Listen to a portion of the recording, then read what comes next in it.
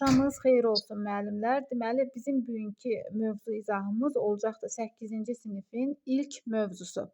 Xidmət sahələrində davranış və ünsiyyət mədəniyyəti. Deməli, müəllimlər, xidmət sahələrinə ümumilikdə nələr daxildir? 16 dənə orada ad sayılır. İndi baxaq bunlara. Deməli, ictimai iaşədir, maliyyədir. Baxın, bu hissədə göstərilibdir. İctimai iaşədir, maliyyədir, məlumatdır, mənzil kommunaldır, məişətdir, kirayədir, turizmdir, hüquqdur, mehmanxanadır, mühafizədir, tərcümədir, təmirdir, ticarətdir, nəqliyyatdır, sahiyyədir, rabitə xidmətləri. Yəni, bütün bunlar hamısı xidmət sahələrinə daxildir. Məsəl üçün, baxın, burada görürsünüz, T hərfi ilə başlayan neçə dənə ad verilibdir. Baxın, tərcümədir. Məsəl üçün, tərcüməçi tuturlar. Məsəl üçün, təmir işləri üçün, ticarət üçün, turizm özü. Bax, bunun arasına salırlar təhsili. Təhsil yazırlar. Bax, bu təhsil xidmət sahəsi deyil. Yadınızda qalsın ki, təhsil deyilən xidmət sahəsi yoxdur. Elm ocağıdır təhsil. Ona görə yəni ki, onu xidmət sahəsinin içinə qatırlar testlərdə və bizi yayındırırlar, yəni məqsəddən yayındırırlar. Biz düşünürük ki, təhsil də xidmət sahəsidir, amma yadda saxladıq ki, orada təhsili gördüksə, o yanlış variantımız olacaqdır bizim. İndi davam edirik. Bax, burada nə yazıbdır kitabda? Yazıbdır ki, qeyd etmək lazımdır ki, xidmət sahələrində davranış normalarını bilmək və onlara riayət etmək, insanlara qarşı nəzakətli, qayğıkeş olmaq lazımdır, yaxşı tərs kimi qəbul olunmaq lazımdır insanlar tərəfindən, yəni mədəniyyətli davranmaq lazımdır, etiketlərə, davranış etiketlərinə riayət eləmək lazımdır. Yəni, bütün bunları da biz təbii ki, xidmət sahələrində bütün bu davranış qaydalarından, ünsiyyət etiketlərindən biz istifadə edirik. Burada bir şey verilibdir, bu testlərdə düşür. Baxın, bu kurikulumda da var, verbal. Burada da yazıblar. Bax, davranış, belə deyək də, davranış iki növdə olur, iki formada davranış növü var. Real var, verbal var.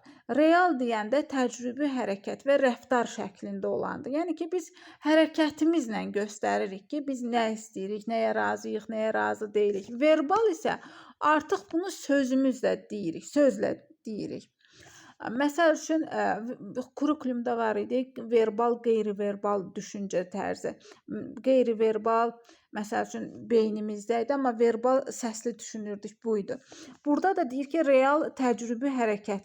Məsəl üçün, hərəkəti ilə göstərir ki, məsəl üçün, bir şeyi bu eləmək istəmir, əli ilə, zadla, jestlə, mimika ilə göstərir ki, istəmirəm və yaxud nəsə. Amma verbalda artıq bunu sözlə deyir ki, yəni dili ilə deyir də, belə deyək. Deməli, bu iki davranış növü də bir-birinə uyğun olmalıdır. Yəni, hərəkətimizə davranışımız uyğun gəlməlidir. Məsəl üçün, bir adamdan tutalım ki, borc istəyirsən, o borcu vermək istəmir, ürəkdən istəmir də. Amma ki, məcbur qalır, məsəl üçün, gətirir belə daqq eləyir, kiminsə qabağına qoyur, heç dili ilə də ala demir. Bax, deməli, hərəkəti ilə əməli üstün gəlmir də. Deməli, dediyi ilə verərəm deyir, amma ürəyində istəmir də o borcu versin. Deməli, dilimizlə hərəkətimiz üst-üstə düşməlidir, bir-birinə uyğun gəlməlidir. Deməli, mədəni insan da o kəsdir ki, etik prinsiplər, əməyin əxlaq normaları onun daxili əqidəsinə çevrilsin. Yəni, lazım olduğu üçün deyil, məsəl üçün, elə adam var ki, sırf görüntü xətrinə mədəni davranır, məsəl üçün, çöldə mədəni davranır, amma gəlir evdə ailəsi ilə başqa cür davranır. Deməli, o görüntü xətrinə yox da, deməli, başqa cür hərəkət edə bilmədiyi üçün belə hərəkət eləməli də, mədəni davranmalı. Sadəcə kiməsə yaxşı görsənmək üçün deyil. İndi baxırıq bu hissəyə. Bu hissələr qarışdırılan hissələrdir. Diqqət yetiririk bu hissəyə. Deməli, burada nə deyir? Davranış mədəniyyəti normaları aşağıdakılardır. Bax, 9-cu sinifdə də bunlar verilibdir, qarışdırılır. Bax, 9-cu sinifdə nə deyir? Deyir ki, davranış və ünsiyyət qaydaları. Amma ki, orada qaydalar deyilir, burada amma nə deyilir? Normaları. Burada ünsiyyət verilməyib də, davranış normaları verilibdir. İndi baxırıq bunlara. 9 dənə deməli bizim nəzakətlilikdir, ədəblilikdir, mərifətlilikdir, zəriflikdir, təvazökarlıqdır, sadəlikdir, dürüstlükdür. Neçə dənə oldu? 7 dənə. 7 dənə deməli bizim nəyimiz var? Burada davranış normalarımız var. Baxaq indi birinci nəzakətliliyə. Nəzakətlilik deyəndə nə başa düşülür? Kitabda bizə belə bir cümlə verilibdir ki, ətrafdakı insanlarla qarşılıqlı münasibətdə mədəni və nəcib davranış. Bax, qarşılıqlı münasibət, bir də mədəni və nəcib davranış varsa testdə. Nəzakətlilik, nəcib davranış. Bu şəkildə yadımızda saxlayacağıq. İndi baxırıq ədəbliliyə. Ədəblilikdə nədir? İstənilən vəziyyətdə hamı tərəfindən qəbul edilmiş dəyərlər çərçivəsində özünü aparmaq. Baxın, hamı tərəfindən qəbul edilmiş. Kurikulumda var, orada nə idi? Cəmiyyət tərəfindən qəbul edilmək. Bax, sırf bu ədəblilik də həmin o oxşur, məntiq xətasına, hamı tərəfindən qəbul edilmiş dəyərlər çərçivəsində özünü aparmaq. Yəni ki, hamının getdiyi yolla getmək, hamının, necə deyək belə, məsəl üçün belə bir qayda var ki, tutalım ki, böyük gələndə ayağa durmaq lazımdır. Yəni, bu hamı tərəfindən qəbul edilmiş. Böyüyə, məsəl üçün, avtobusda deyir, yaşlılara, körpü uşaqlanalara nə etmək lazım? Durub yer vermək lazımdır, əlillərə. Bax, bu ədəb ərkan qaydasıdır da. Yəni ki, hamı tərəfindən qəbul edilmiş dəyərlər çərçivəsində özünü aparmaq. Hamı sözü varsa biz ədəbliliyi götürürük. Bir də dəyərlər. Bax, 2D kimi bu ədəbliliyi yadımızda saxlayırıq. Hamı tərəfindən qəbul edilmiş dəyərlər. Ədəblilikdə də D var, dəyərlər də D-la başlayır. Bu şəkildə yadımızda saxladıq. İndi baxırıq mərifətliliyə. Mərifətlilikdə nə deyir? Mərifətliliyin açar sözü sərhəddir, müəllimlər. Sərhəd hiss eləmək. Deməli, mərifət, sərhəd. Hər ikisi də T-la bitən sözlərdir. Mərifət, sərhəd. Bu şəkildə yadda saxlayırıq. İndi baxaq görək burada cümlələr şəklində nələr yazılıb. Danışıq zamanı şəxsi işgüzar münasibətlərdə gözlənilməsi lazım olan ölçü hissi, sərhəddi hiss etmək. Deməli, mərifəti sərhəd sözü ilə yadda saxladıq. Deməli, burada nə deyir? Deməli, sərhəddi hiss etmək bacarığıdır ki, bu olmadıqda sözlər və hərəkətlər münaqişəyə səbəb ola bilər. Mərifət həm də digər insanların reaksiyasını olduğu kimi anlamağa imkan verən daxili duyma qabiliyyətidir. Deməli, daxili duyma qabiliyyəti varsa testdə mərifətliliyə aid edəcəyik. Ondan sonra sərhəd sözü varsa, sərhəd hiss etmək, yenə mərifətliliyə aid edəcəyik. Bir də ölçü hissi, yəni danışıq zamanı şəxsi işgüzar münasibətlərdə gözlənilməsi lazım olan ölçü hissi. Məsəl üçün, bizdən yaşca böyük olan insanlara, ümumilikdə iş yoldaşlarımıza, yəni məsafə saxlamalıyıq da. Sən deyə, məsəl üçün, bir kişinin bir qadına, nə olsun, lap qonşu belə olsa, yəni sən deyə müraciət etməsi o qədər də düzgün olan bir şey deyil. Yəni mərifətdən sayılmır. Bax, bu ölçü hissini, bu sərhəddi biz nə etməliyik? Daxili duyma qabiliyyətimizlə duymağı bacarmalıyıq ki, olmaz. Zəriflik nədir? Zəriflik insanların fərdi xüsusiyyətlərini aşkarlamaq və nəzərə almaq bacarıqlıdır. Bax, zəriflik, F var, fərdi xüsusiyyətlərdə də F var. Deməli, zərifliyi biz 2F kimi yadda saxladıq. Bax, fərdi xüsusiyyətlər deyəndə nə başa düşürük? Yəni ki, hərənin özünə məxsus bir xarakteri var da, fərdiliyi var. Bunu nəzərə alaraq, yəni ki, biz inklüziv təhsildə də deyək ki, insanların fərdi xüsusiyyətlərini nəzərə almalıyıq. Bir növ bu zərif yanaşır da inklüziv təhsildə, yəni ki, hər bir şeyə toxunur. Bax, bu zərifliyi o inklüziv təhsillə də əlaqələndirə bilərik. İndi səhifəni dəyişək, baxaq, görək burada nə var. İndi baxırıq təvəzzökarlığa. Təvəzzökarlıqda öz sözü bizim açar sözümüzdür. Öz sözü. Məsəl üçün, biliyin növlərində var idi, metakognitiv şeylər var idi. Orada necə deyirik? Deyək, özü haqqında olan bilikdir. Bax, burada da, yəni təvəzzökarlıqda da öz sözünü biz yadımızda saxlayırıq. Yəni bütün hallarda öz fərdi müsbət keyfiyyətlərini qoruyub saxlamaq bacarığı, özünə xas olmayan xüsusiyyətlər sərgiləməmək, öz üstünlüyü, müsbət cəhətləri ilə lovğalıq və ədəbazlıq etməmək. Burada bir lovğalıq etməmək, yəni özünü başqasından üstün görməmək kimi yadımızda saxlayırıq. Açar sözdə təvəzzökarlıq, bax, təvəzzökarlıqda da belə baxanda öz şəkilçisi var. Burada da yəni ki, öz sözünü biz nə edirik? Yadımızda saxlayırıq. İndi baxırıq sadəliyə. Bax, sadəlik özü sosial pillədə kimin yuxarıda, kimin aşağıda yerləşməsini biruzə verməməkdir. Sadəlik də s ilə başlayır, sosial sözü də s ilə. Ümumiyyətlə cümlə sadəlikdə s ilə başlayır, sosial pillə sözü ilə başlayır. Dürüstlük nədir? Dürüstlük də müəllimlər doğru danışmaqdır. Yəni verdiyi sözü yerinə yetirmək bacarığıdır. Yəni bu xüsusiyyət insanın nəinki düzgünlüyünü, həm də etibarlılığını təsdiq edir. Bax, doğru danışmaq varsa, dürüstlüyü götürəcəyik. Amma ki 9-cu sinifdə burada düzgünlük verilib. Dürüstlüyün əvəzinə düzgünlük yazılıbdır 9-cu sinifdə. Bax, eyni şeydir demək olar ki. Bir-birinə bənzəyir.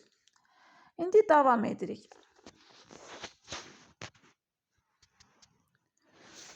Burada nə deyir? Deyir, ticarət mərkəzləri sahəsində davranış və ünsiyyət nədən ibarətdir? Bax, biz insanlar nə edirik? Mağazaya alış-veriş etməyə gedirik, düzdür? Və yaxud endirim varsa, endirimlər barəsində məlumat toplamaq üçün daxil oluruq. Yəni ki, bunlar hamısı etiket qaydaları ilə tənzimlənir. Mağazada biz 3 kateqoriya insanla nə edirik? Münasibətdə oluruq, ünsiyyətdə oluruq. 3 kateqoriyada olan insanlarla ünsiyyətdə oluruq. Bunlara kimlər aiddir? Satıcılardır, kassirdir, bir də digər alıcılardır. Deməli, 3 dənə satıcı, kassir və digər alıcılar. Hamı ilə, yəni ki, mütləq ədəblə ümumi qəbul edilmiş etiket normaları çərçivəsində nə etmək lazımdır? Davranmaq lazımdır. Mağazada deyir ki, burada kitabda davranış qaydaları alıcının hansı növ ticarət mərkəzinə getdiyindən asılıdır. Yəni ki, elə ticarət mərkəzi var ki, orada, məsəl üçün, supermarketlərdə biz nə edirik? Özümüzə xidmət edirik. Yəni, özümüz alırıq səbətimizi, gedirik, yığırıq, doldururuq, nə lazımdırsa alırıq, aparıq kassada məbləği ödəyib çıxırıq. Bir də var fərdi xidmət mağazaları. Yəni, burada artıq bizə satıcı verir istədiyimiz şeyi. İndi baxırıq. Bax, burada nə deyir? Deyir ki, alış-verişə getməzdən öncə nə etmək lazımdır? Mağazada lazım olanları, məsəl üçün, yada salmağa vaxt itirməmək üçün nə etmək lazımdır? Bazarlığın siyahısını tərtib eləmək lazımdır. Spisik tutmaq lazımdır. Məsəl üçün, adam var, girir mağazaya, bir şey götürür, fikirləşir, ay Allah, nə alasım? Yəni, planını getmək lazımdır da ki, şeyi tuturuq bazarlığın siyahısına. Ondan sonra gedirik, tak-tak nə lazımdır, alırıq, yığırıq səbətə, pulunu ödəyib çıxıb gəlirik. Sonra, ev geyimində, yəni getmək olmaz, evin yaxınlığında olan mağaza belə olsa, alıcılara mane olmamaq üçün, satıcıları, məsəl üçün, işdən ayırmamaq üçün də nə etmək lazımdır? Öncədən bazarlığımızın siyahısını tutmaq lazımdır. Bax, burada nə deyir? Deyir ki, mağazada davranış bir neçə ümumi qayda ilə nə olur? Tənzimlənir. Yəni ümumi qaydalar var ki, ona əsasən tənzimlənir. Bu qaydalar, məsəl üçün, bu qaydaları istər böyük supermarketlərdə, istərsə ərzaq dükanına girərkən nə etmək lazımdır? Xatırlamaq lazımdır. Məsəl üçün, biz keçmişdik, məsəl üçün, yeməkxanada, kitabxanada ucadan səs salmaq olmaz, hündürdən danışmaq olmaz, hətta avtobusun özündə belə özünüzə, yəni ki, diqqət cəlb etmək olmaz. Eynilə də mağazada, yəni ki, səs salmaq olmaz, hündürdən danışmaq olmaz. Məsəl üçün, hamı mağazadan nəsə almaq məcburiyyətində deyil də, amma saatlarla, yəni ki, malları əldən keçirmək, satıcı gəlib başı üstə dayanır, onu təngə gətirmək düzgün deyil də. Yaxşı olar ki, əvvəlcədən nə alasıyıqsa onun siyahısını öncədən hazırlayaq və mağazada məqsəd yönlü, yəni planlaşdırılmış nə edək? Alış-veriş eləyək. Burada aşağıda qara hərflərlə verilən yazılara da diqqət eləyək. Bunlar da bəzən düşür ki, məsəl üçün, etiket sözü hardan gələn dilimizə sözdür və yaxud mənası nədir? Deməli, insanların cəmiyyətdə davranış normaları və qaydalarıdır. Yarlıq etiket deməkdir, etiket sözü özü. Fransızcadan da tərcümə olunubdur.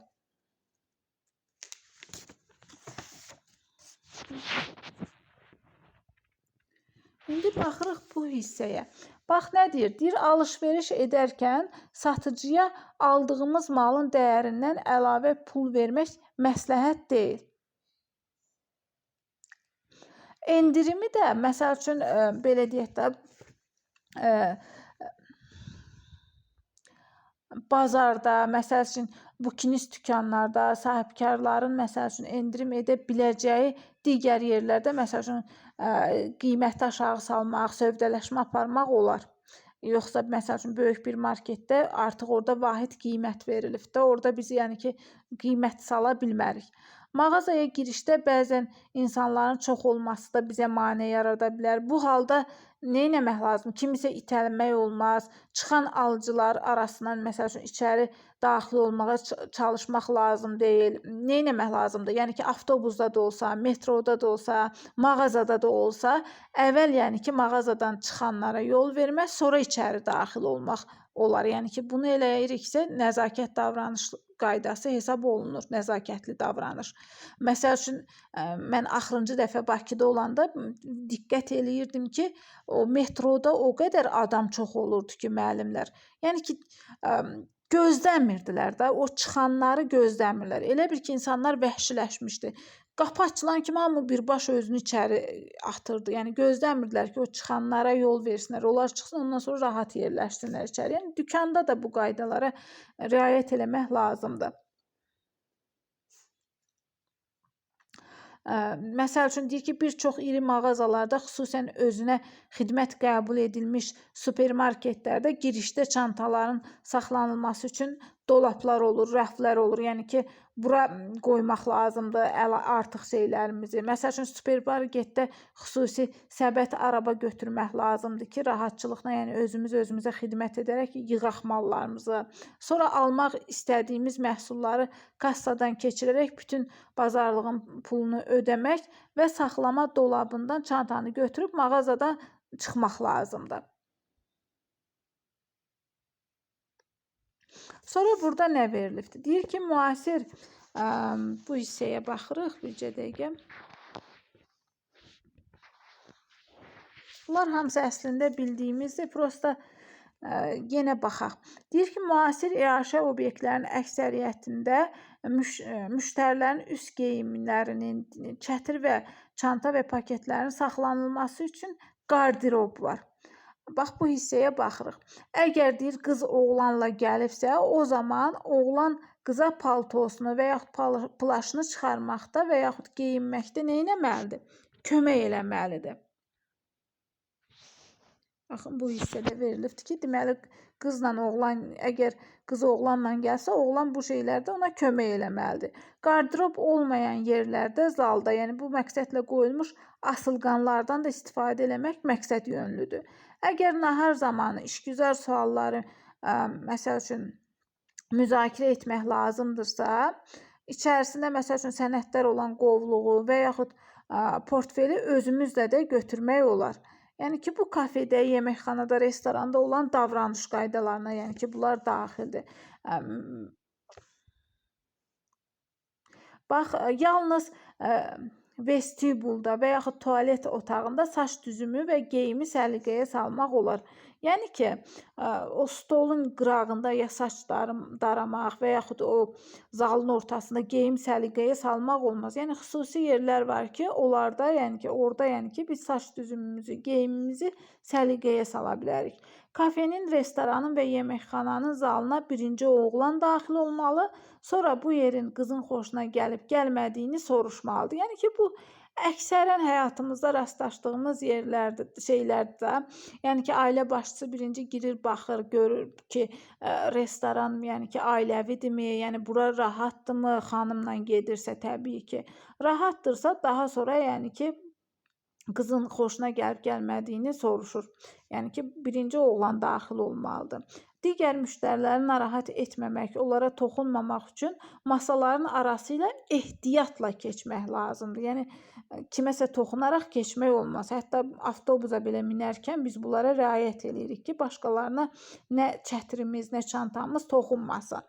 Sonra digər masaların arxasında oturanları və masaların üzərində olan yeməkləri nəzərdən keçirmək olmaz. Yəni başqa oturmuşuq, yemək gözləyirik, baxmalı deyilik ki, görək o biri masadakı insanlar kimlərdir, nə yeyirlər, nə içirlər. Yəni bu hərəkətlər düzgün deyil. Əgər boş masa yoxdursa, amma artıq tutulmuş masalar arxasında boş yerlər varsa, oturmaq məsləhət deyil. Əgər əyləşmək məcburiyyətində qalsaq, mütləq nə etməliyik? İcazə almalıyıq. Əgər bizə icazə versələr, bundan sonra təşəkkür edib, sonra əyləşmək lazımdır. Baxın, burada testdə düşən bir cümlə var, bunu yadda saxlayaq. Bax, belə yerlərdə üzü zala oturmaq daha rahat hesab edilir. Yəni, kafedir, restorandır, bu kimi yerlərdə üzü zala oturmaq lazımdır. Məsləhətlidir. Bu testdə düşən cümlədir. İndi baxırıq. Səhifəni dəyişim.